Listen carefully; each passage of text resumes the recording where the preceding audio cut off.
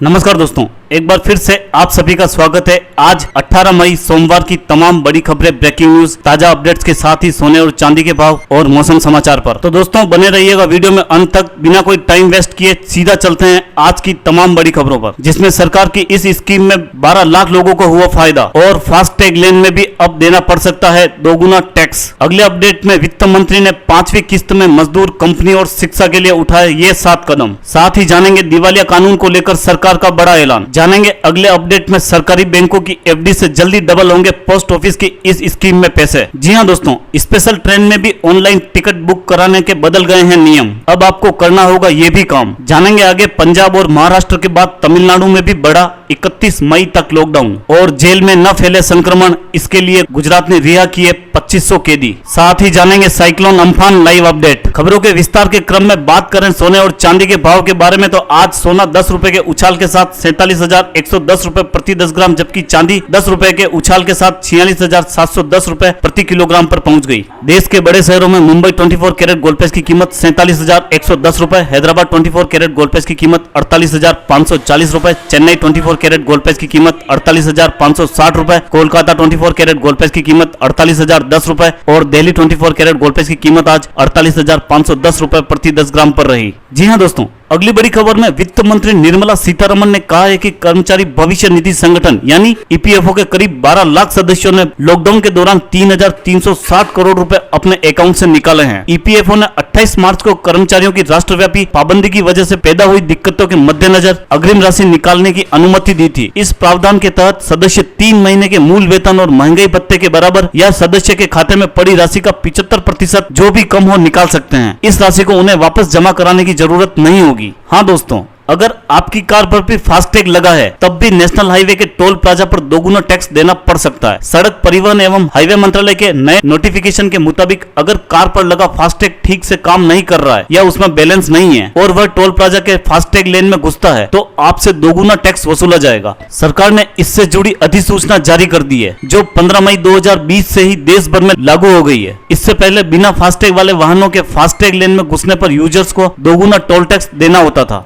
जी हां दोस्तों, पीएम ई विद्या को तुरंत आधार पर लॉन्च किया जाएगा। इसमें राज्य व केंद्र शासित प्रदेशों में स्कूली शिक्षा के लिए दीक्षा प्रोग्राम होगा। यह one nation one digital platform होगा। 1 से 12वीं कक्षा के लिए प्रति क्लास एक चिन्हित टीवी चैनल होगा। रेडियो, पोस्टकार्ड, कम्युनिटी रेडियो का इसमें सही इस्तेमाल होगा। दिव्यांगों के लिए भी विशेष ई कंटेंट तैयार किया जाएगा। मनरेगा के तहत सरकार 40,000 करोड़ रुपए का अतिरिक्त रूप से आवंटन करेगी। अगली बड़ी खबर में देश भर में ईज ऑफ डूइंग बिजनेस को बढ़ावा देने के लिए सरकार ने आज से 1 साल के लिए नई इंसॉल्वेंसी प्रक्रियाओं को सस्पेंड कर दिया है। साथ ही insolvency and bankruptcy code के तहत संक्रमण से संबंधित कर्ज को डिफॉल्ट की श्रेणी में नहीं डाला जाएगा। न्यूनतम डिफॉल्ट की रकम को बढ़ाकर 1 करोड़ रुपए कर दिया गया है। पहले यह रकम 1 लाख रुपए थी। सरकार के इस कदम से प्रमुख तौर से सूक्ष्म, लघु एवं मध्यम स्तर के कारोबार को बड़ी राहत मिलेगी। जी हां दोस्तों, अगर आप भी एफडी कराने में इंटरेस्टेड हैं तो यह खबर आपके लिए काम की हो सकती है।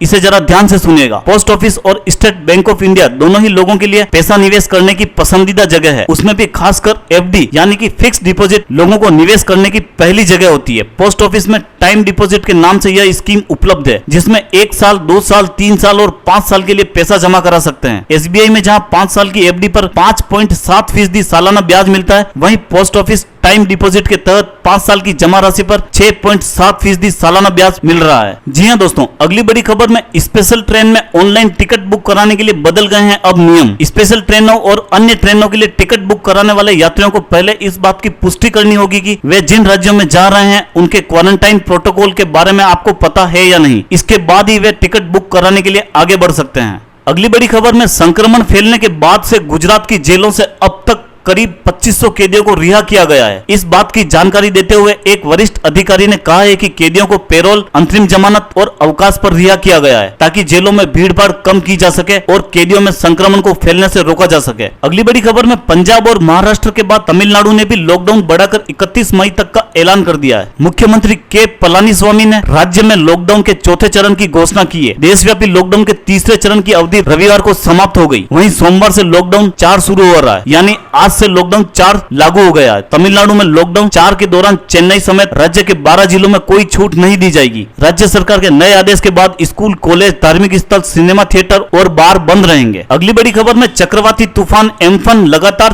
तट की तरफ आगे बढ़ रहा है। इस चक्रवात के उड़ीसा और पश्चिम बंगाल तट से टकराने की आशंका है। ऐसे में इन राज्यों में अलर्ट जारी कर दिया गया है। उड़ीसा और पश्चिम बंगाल के तटीय इलाकों में मौसम का मिजाज अभी से ही बदल गया है। 18 से 20 मई के बीच ये तूफान कभी भी तट से टकरा सकता है। तो दोस्तों, खबरों का सिलसिला यहीं समाप्त करते हैं। अगर आप हमारे चैनल पर पहली बार विजिट कर रहे हैं तो आप हमारे चैनल को सब्सक्राइब कर लें, साथ ही बेल का आइकन भी दबा दें, जिससे हर बड़ी खबर सबसे पहले आप तक पहुंच सके। धन्यवाद दोस्तों।